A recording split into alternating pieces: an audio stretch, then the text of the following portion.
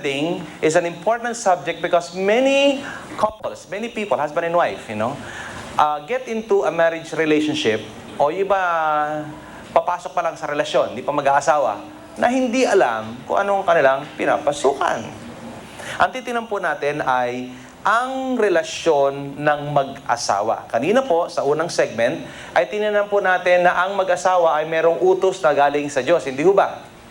Kaya lang, kinakailangan team partner muna sila bago nila ma-execute ang utos ng Diyos sa kanilang pamilya.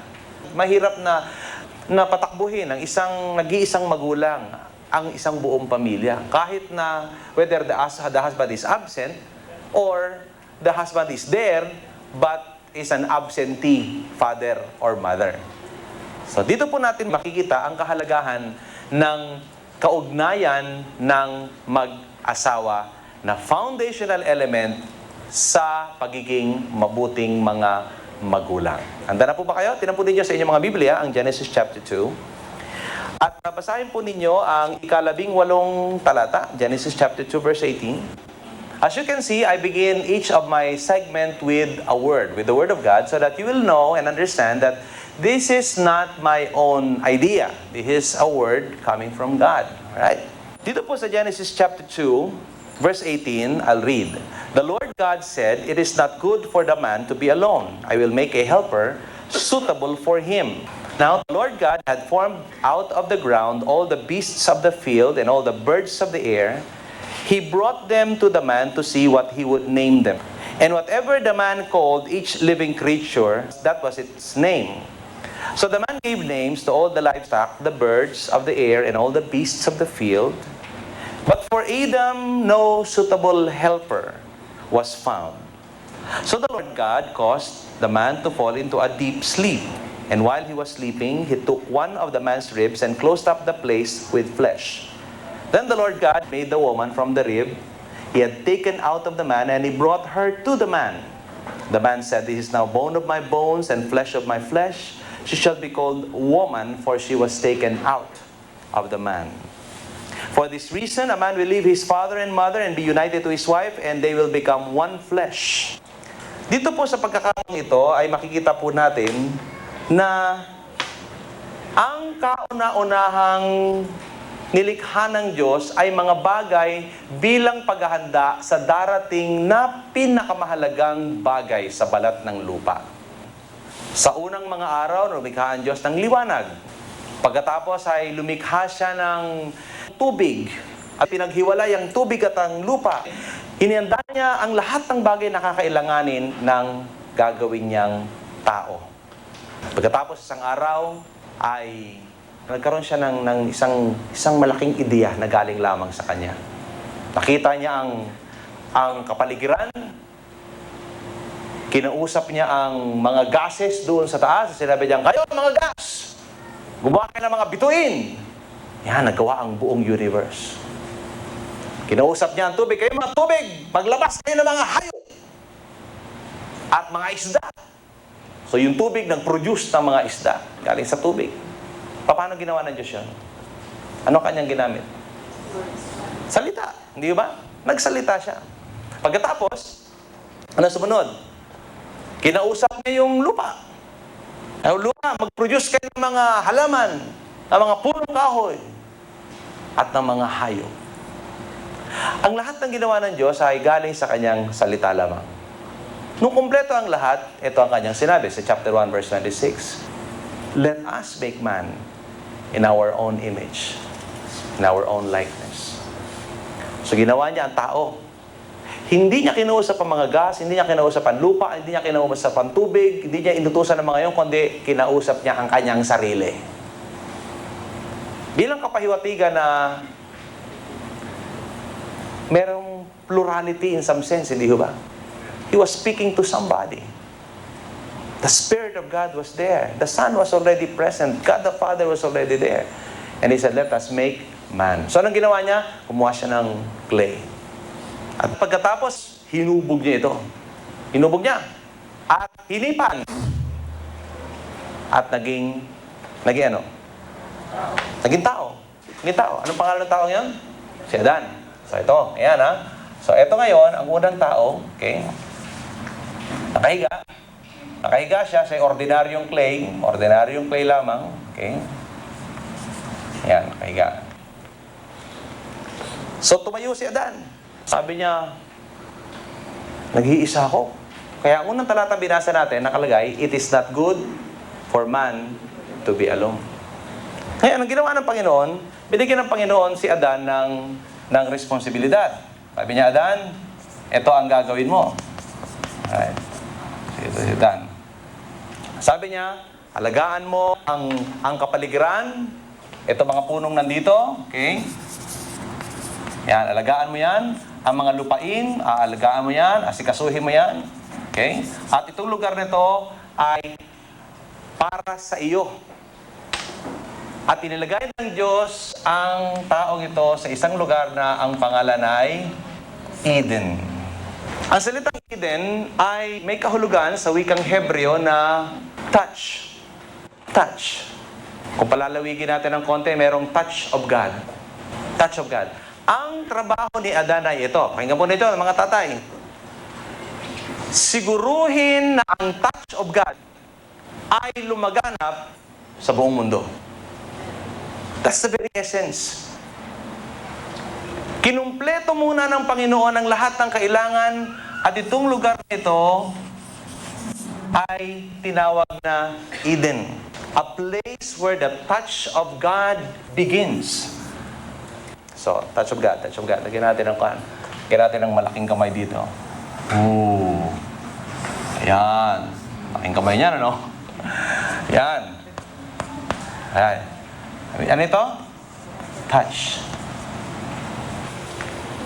Tandaan po ninyo, ang unang-unang bagay na kailangan ng isang lalaki ay hindi asawa. Sabi sa katabi, hindi asawa. Hindi asawa. Binigyan muna ng Diyos si Adan ng trabaho. Pakisabi sa katabi, trabaho muna. Yung iba, gustong-gusto ng asawa, ala namang trabaho. Paano ba yan? Kaya sa mga dalagang nakikinig at nanonood, unang pamantayan ay mali. Touch muna. Amen? Yan ang unang bagay na hinahanap mo sa isang lalaki. Sweetheart, may touch of God. Na yung taong yan, iba ang dating. Ang dating niya, nakakapagpabago ng kapaligiran. He brings the touch of God to places. Amen? Ideal man. Yun ang number 1. Pangalawa, ano kailangan niya? Trabaho. Siyempre, may trabaho mo na, may responsibilidad. Bakit? Anong trabaho ng lalaki? To cultivate the garden. Hindi ba? Later on, to cultivate the wife. Maraming wife hindi nakukultivate. Parang mukhang lupang tigang. Hindi na nakukultivate kasi hindi alam ng lalaki na trabaho niya yun, i-cultivate. I-cultivate ng lahat ng bagay na nasa ilalim ng kanyang kapangyarihan, mga kapatid, para ramihin natin ang edad sa ating paligid. Amen? Ayan. Ngayon, nakita ng Panginoon si Adan ay, ano? Malungkot. Ano siya? Alone. Alone. Sabi niya, hindi tama. It is not good for man to be alone. So, ito na.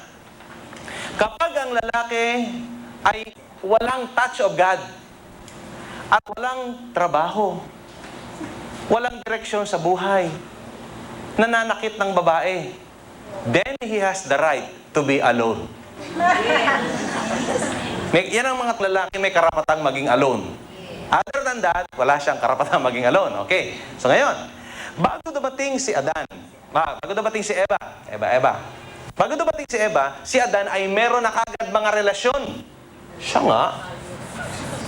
Ano ang mga relasyon ni Adan? Sa hayop? Okay, ngayon. Bago dumating si babae, si Adan ay meron ng relasyon sa Diyos. At meron rin siyang relasyon sa kalikasan.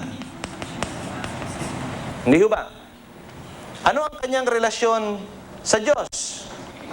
Anong gagawin niya sa Diyos? Ano ang kanyang responsibilidad? Sa Diyos, siya ay sasamba. Sa kalikasan, siya ay mangunguna.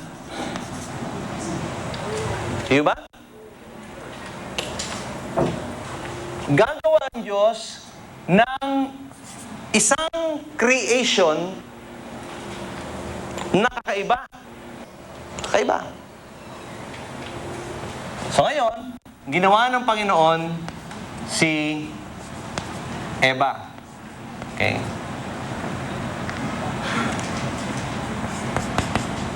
Eva. Yan. Tatagalogin natin.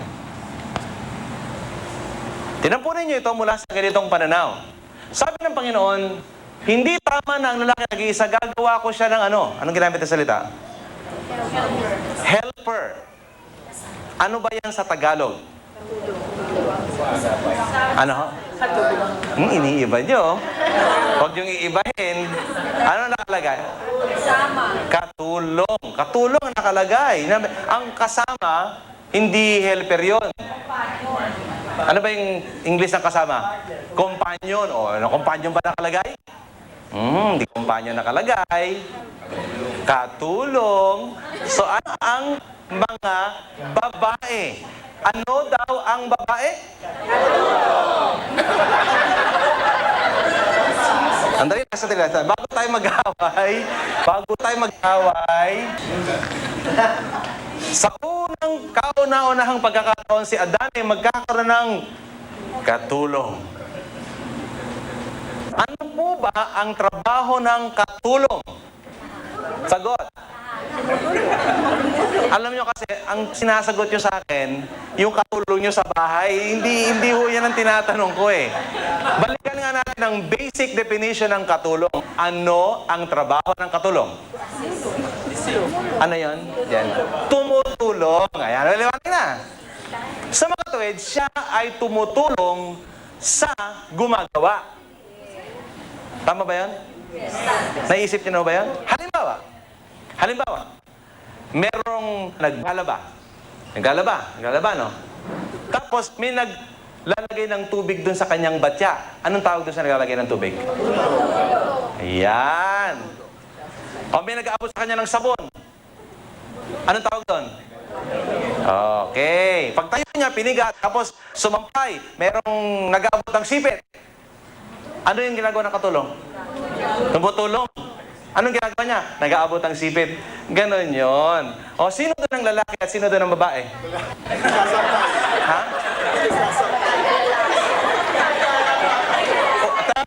Sandali. Stop. Aras.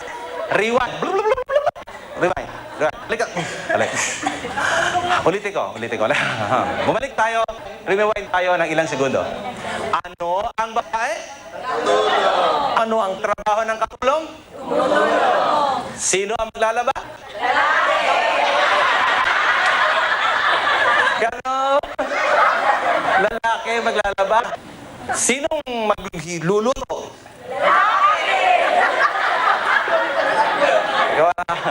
Andali ha, hindi ako sumulat ito. Okay na, huwag na kayo mag-awa. Yun na talaga yun eh. Okay. Igagawa ko siya ng katulong. Kasi nahihirapan nga siya mag-isa. Siya na lahat. Oh, may mga nag-asawa ako kasi wala akong maglalaba sa amin, walang mamalansya, walang mag-aalaga ng ganito, yung tuta ko nagugutom, yung pusa ko ganito. Yan. Hindi problema ng asawa yan. Ang babae ay kinukuha bilang asawa para mahalin, arugain, alagaan, patabain. Okay? Yan, ayan nila yan. Gawing healthy. Kasi gawing healthy. Okay, ngayon, tinan po ninyo, ang puntong ito, sapagkat dito natin ikakambyo ang ating pag-aaral.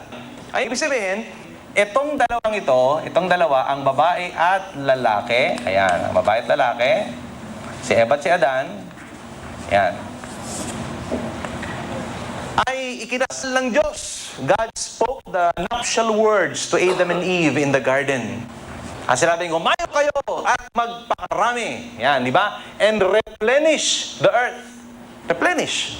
Na may replenish sa Tagalog? Ha? Palitan yung nawawala. Replenish, di ba? Kasi mag-agastay iba, palitan mo. Pag-ibayuhin. Okay. Dito po itinatag ng Diyos ang pinakamahalagang relasyon sa balat ng lupa mas mahalaga pa sa anumang uri ng pamahalaan ang relasyon ng mag-asawa. Ano bang bagay ang maging hadlang para ang relasyong ito ay tumibay? Yung hadlang para wag tumibay, hindi ba? Ay makasisira hindi lamang sa kanilang pamilya, kundi sa kanilang lipunan at in effect sa buong mundo. You follow that? At dito ang pinakamalaking daya ng demonyo sa atin. Kaya tayo nadaya na. Itong relasyon ng mag-asawa ay kinakailangang ingatan, protektahan sa lahat ng pagkakataon. Bakit? Dahil kapag ito hindi na protektahan, ang ating mga sarili, pati ang ating mga anak ay magkakasira. Ang bawat taong isinilang sa mundo ay sinilang na may mga magulang. Napakahalaga po ng relasyon. Sana sinabi na ng Diyos, okay, bukas ay may elepanteng mga anak sa Manila Zoo, lahat ng mga walang anak, pumila doon sapagkat nilalabas sa 10 bata. Hindi ho gano'n, hindi ho ba? Ang bawat sanggol ay sisilang na merong nanay at may tatay. That's the reason why families are important. Now, look at these principles now. Dahil ito po ay merong isang bagay na napakahalaga. Na dito po sa hardin ng Eden, sa hardin ng Eden, ay wala pang bata. No children. Okay? No children yet. In the garden. No children. Now, what are we looking at here, mga kapatid? Na ito ay pinakaingat-ingatan ang mga ito, nakaingat-ingatan na ang assumption na ito, matibay ang pamilya pag matibay itong dalawa. Pag ito nauga, uga lahat. Ito ang pundasyon. Hindi ba? Kaya, minabuti ng Diyos na maghihintay muna ng 9 na buwan bago lumabas ang bata. Pwede gumawa ang Diyos ng himala. Na-inlove ka sa babae, na-inlove ka, kinasal kayo, pagkatapos ng party, may anak na kayo. Pwede kayong gawin ng Diyos yun? Pwede, hindi ba? Bakit may proseso pa? Bakit may mahabang proseso? Dahil involved po yung pagbibuild ng relationship para maisakatuparan ng proseso. Maisakatuparan ng goal ng Diyos. May proseso sapagkat yung proseso na yun nakakatulong para ma-build up muna ang relasyon. Hindi ba? Okay. Mula dito ay nakakatagpo po tayo ng 4 mga prinsipyo na matatagpuan sa 2nd pahina ng inyong pong mga workbooks. Number 1, by God's design, the husband and wife relationship is the first social relationship established in the Scriptures. Is that all agreed? First, social relationship. Principle number 2, by God's design yan, the husband and wife relationship is the first in a system of dependent relationship. What are we showing in this model? Dependence. Kaya may mga babae nagsasabing, alam mo, sir, ang asawa ko walang kalambing-lambing. Ako lang lagi naglalambing sa kanya. Ikaw ba malambing? Oo. O di maglambing ka. Eh bakit siya hindi naglalambing? Eh wala siya nun. Nasa iyo yung lambing, ikaw magbigay. Di ba mga mag-asawa ganyan? Pag maingay yung babae, yung lalaki tahimik. Di ba? Pag maingay yung lalaki, yung babae tahimik. Mga ganon. Halimbawa, palakwento yung babae, yung lalaki, parang tuod lang, lang. Okay? Iba-iba yung nagko-compensate. Pag mahilig magluto yung lalaki, asahan mo yung babae, medyo hindi. Hindi sa lahat ng oras, pero kadalasan ganon, di ba? Kung ano yung kulang sa isa, ipinupuno ng isa. Sa makatuwid, ang bawat isa sa atin ay kulang talaga. Di ba? Kulang. Pinupunuan ako ng misis ko, lahat ng kulang ko, siya naglalagay. Di ba? Kulang ako ng pera. Lalagay niya sa wallet ko. Kulang. Okay. Pangatlong prinsipyo. As a result of God's design, the husband and wife relationship must be viewed as a priority relationship. Ayan. Bilugan nga po yung salitang priority. Pagkasabi sa asawa mo, priority mo ako. Mga kapatid, ang anak mamahalin, pero hindi priority number 1 yan. Tandaan po natin, ano ho? Hindi natin pwedeng guyuin ang ating mga sarili na kapag pinakita natin sa ating anak na mahal natin siya at hindi natin mahal ang ating asawa, ay magiging mabuti ang kanyang buhay. Hindi ho yan garantiya. Bakit? Mahalaga na unawaan ng bata na may mas mahalaga kaysa sa kanya at yan ang kanyang nanay o tatay. Number 4, since it is a priority relationship, all other relationships function subject to the relationship of husband and the wife. All must submit to that. Magkakapatid, tiyo-tiya, lolo't lola, submit yan. Pinakamahalagang relasyon. Let's sum up this segment number 2 now para maging maliwanag po sa bawat isa sa atin. Tinan po ninyo muli sa pisara ang ating panuntunan. Ang Diyos ay nilikha ang bawat isa sa atin na merong pakay. At ang pakay ng Diyos ay maging matibay ang ating mga pamilya. Minabuti ng Diyos na ang babae at ang lalaki ay magsama ng tama at ilang bunga ng kanilang pagkasama ay ang tamang pangangalaga ng kanilang mga anak at pagsunod na may tamang pagsunod sa panuntunan ng Diyos. Hindi ho ba?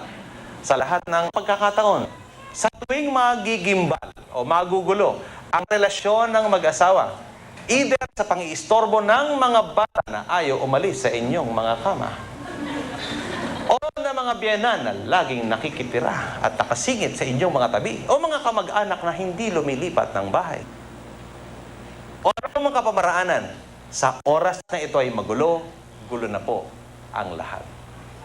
Ang simula ng tamang pagiging mga magulang ay mula sa tamang panuntunan na makita muli ng mga lalaki at ng mga babae na ang kanilang asawa ay ang number 1 sa kanilang mga buhay. Kung kayo po ay nanay at matagal na kayo hindi makalabas ng bahay, kayo amoy suka, gatas, dumi ng bata, at ang buong katawan nyo amoy Pampers. Panahon na para mag-isip-isip kung ito nga ay nararapat. Sa bandang baba po ng inyong mga materyales, sa inyo pong page number 2, ay meron po diyang katanungan. Number 1 question sa ating application question ay, do you agree with the above stated principles? Number 2, in what ways have we violated these principles? Pakisagot po ninyo yan at tayo magbabalik sa pangatlong segment ng ating pag-aaral at anasahan po natin na ngayon pa man ay sinasagot na ho ninyo. Ano ho? Okay, huwag po ninyong ilalagay dyan ang kasalanan ng inyong asawa. Ilagay ninyo dyan ay ang inyong personal na violation. Okay? At ito po ay magandang talakayan sa iba sa inyo ng mga nakikinig sa tape na ito. Ito po ay pagkakataon upang talakayin ang segment na ito, segment number 2, kung natutupad nga natin ang panuntunan ng Diyos para sa bawat isa.